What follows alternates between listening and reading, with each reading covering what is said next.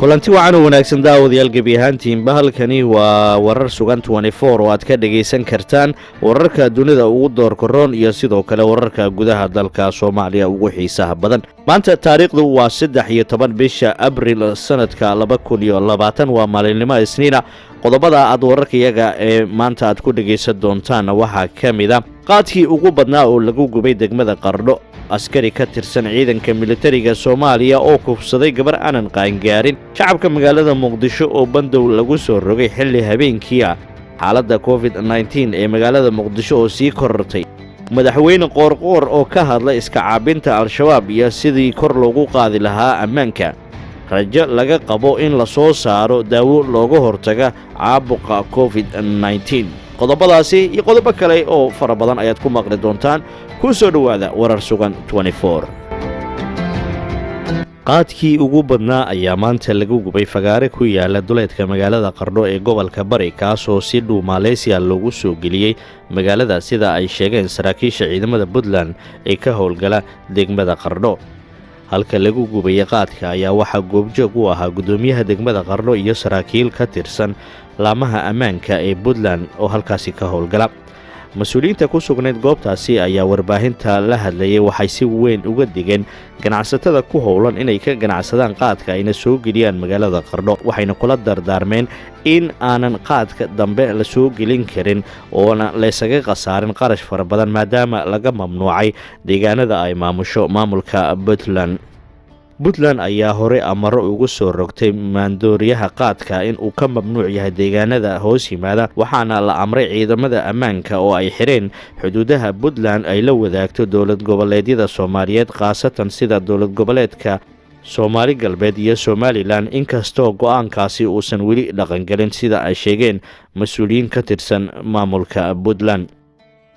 maalmihii la soo dhaafay ayaa inta badan magaalooyinka Puntland waxaa lagu gubay qaad fara badan oo waxaa kaloo ka mid ah magaalooyinka lagu qabtay qaadka sida Dhuumaaleysiga loo soo geliyay magaalada Boosaaso iyo Garowe. iminkana magaalada Qardho ayaa waxaa lagu gubay qaadkii ugu fara badnaa, sida ay sheegayaan warar askar ka tirsan ciidanka militariga dowladda Soomaaliya oo ku sugan deegaanka Janaale gobolka Shabeellaha Hoose ayaa lagu eedeeyay in halkaasi kufsi ay u geysteen gabar aanan qaangaarin iyo qof kale oo haweenaya. gudoomiyihii hore degmada Markay gobolka Shabeellaha Hoose Xasan Macalin Cumar oo la hadlayay warbaahinta ayaa u sheegay in askar ka tirsan militariga Soomaaliya ee deegaanka Janaale ay kufsi u geysteen gabar yar oo daadeedu lagu sheegay 13 sano iyo qof kale oo haweenaya. Xasan Macalin ayaa tilmaamay in gabadha yar ee 13 jirka ah ciidanka ay xoog kaga wateen gudaha deegaanka Janaale kadib kufsi ba'an ay u geysteen, isla markaana haatan ay xaaladeeda caafimaad ay aad u liidato. sidoo kale wararka waxay sheegayaan in haweeney xamaali ah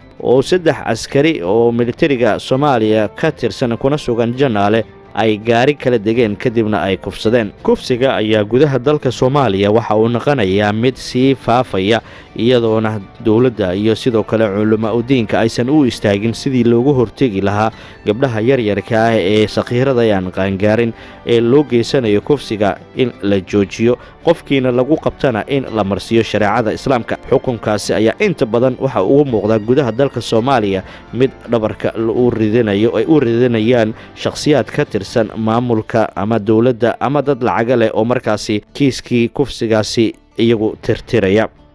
shacabka Soomaaliyeed ayaa lagu soo rogay bandow magaalada Muqdisho xilli habeenkii laga bilaabo 8 fiidnimo ilaa 5 subaxnimo, iyadoo ay siyaabo kala duwan ay ugu tilmaameen xayiraadda lagu soo rogay, iyadoona dadka qaar ay soo dhaweeyeen halka dadka qaarkiina ay ka soo horjeesteen iyaga oo dhaliilay in aysan waxba ka bedeli karin bandow lagu soo rogo 8 habeenimo ilaa 5 subaxnimo. waxay sheegeen xilliyadaasi inay tahay xilligii dadku ay nasan lahaayeen, balse ay wanaagsan tahay in loo soo wareejiyo xilliga maalmihii saacado oo markaasi ku wanaagsan. qaar ka mid ah dadkii markaa ka hadlayay bandowgaasi lagu soo rogay magaalada Muqdisho ayaa waxay yiraahdeen aragti ahaan anu waxaan leeyahay bandowgaas waxa uu soo kordhinayo ma lahan, sababtoo ah dadka xilliga ay isdhex galaan ama ay howl maalmoodkeeda sameeyaan oo maalintii, marka bandowga habeenkii wax uu soo kordhinayo hadda oo arintan COVID-19 ku saabsan ma waxba soo kordhinaysan aaminsanahay. marka sababtoo dadku xilliga ay socdaan waa maalintii habeenkii 2 saac kadib soconaysa ma jirinba marka fikirkayga waa saasan leeyahay kulay wax uu soo kordhinayo maaragtay arintan iyo ka hortaga bulshadu inay dadaasho oo maaragtay qof kasta intii tabartiisa dalkeenu waa ka duwan yahay dalal kale oo maaragtay xaaladeena iyo xaaladaha dawladaha kale isku mid maaha laakiin anigu waxaan isleeyahay su'aasha ay weydiisay wax uu soo kordhinayo yaraatee ma jirto waa aragti wanaagsan waaye xilligii lagu soo beegay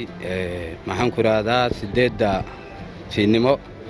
ilaa 5 subaxnimo waa xilligun kolba maaragtay qofkii isagana fahantiisaba iska nasan lahaa weeye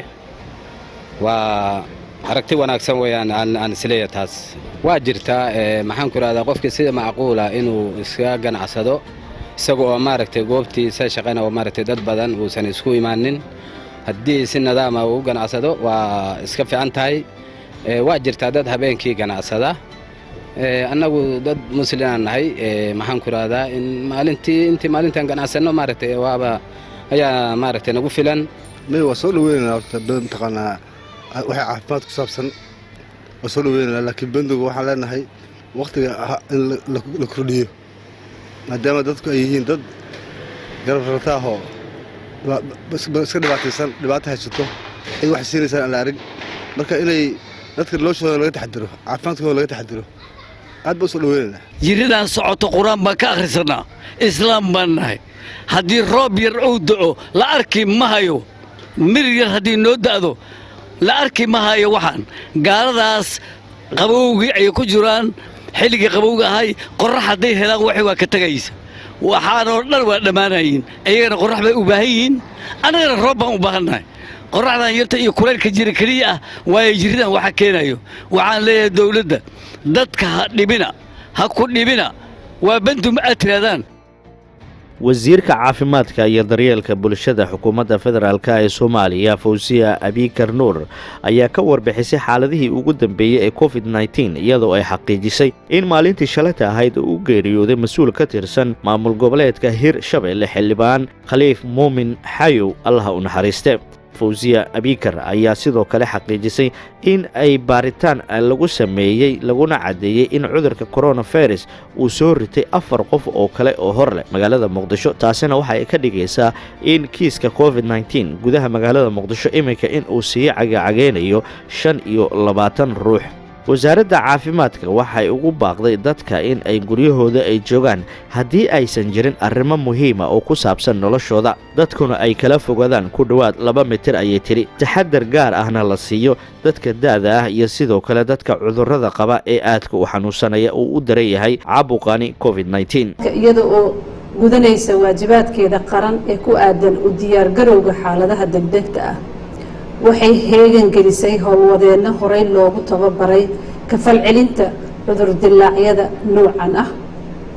waxay diyaarisay agab loogu talagalay ka falcelinta xaaladaha noocan ah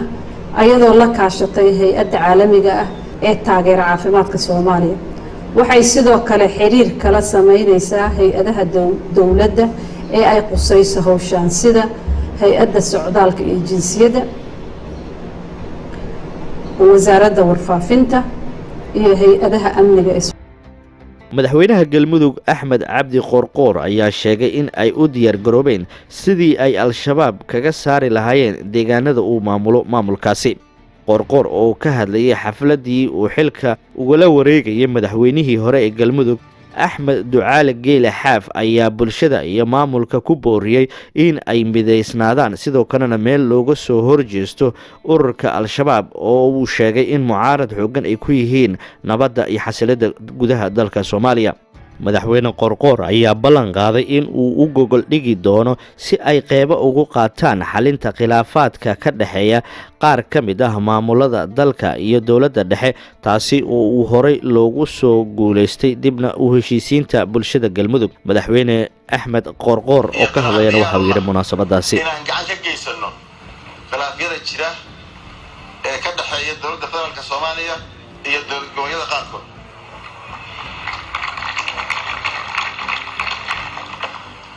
haddana reer galmudug qabadkeedna waa leenahay isu keenisteeda fakarkeedii kartiyadana waa leenahay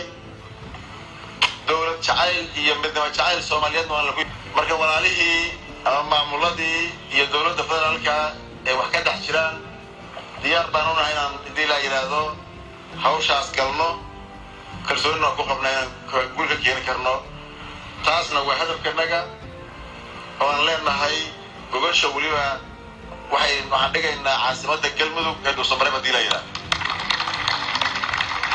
talaal loogu talagalay in looga hortago caabuqa coronavirus ayaa lagu wadaa in diyaarintiisa ay soo baxdo bisha Sebtembar ee sanadkan 2020 sida laga soo xigtay professor ku howlan jaamacadda Oxford. Professor Sarah Gilbert ayaa BBC-da u sheegtay in lagu wado isku day lagu sameynayo talaalka xanuunka COVID-19 loogana baahan yahay in si tartiib ah loola wadaago arrimaha socdaalka loona soo saaro talaalkaasi. waxaynu doonaynaa in aan ku bilowno soo saaridda cadadeedu ay badan tahay si ay dad badani u qaataan talaalka ayay tiri. ma ahan arrin cusub in shirkadaha ay soo saaraan talaal cusub ka hor inta aysan ogaanin waxtarkeeda. ma jirto cid doonaysa in ay iyadu oo haysato talaal uusan haddana u shaqaynaynin. si dhaqsiya waa in aan u bilownaa si aan u helno qiyaas ahaan bilaayiin talaal ah oo loogu talagalay dadka adduunka ku xanuunsanaya iyo sidoo kale dadka laga talaalaya oo ah dadka caafimaadka qabee laga baqayo in uu soo rito.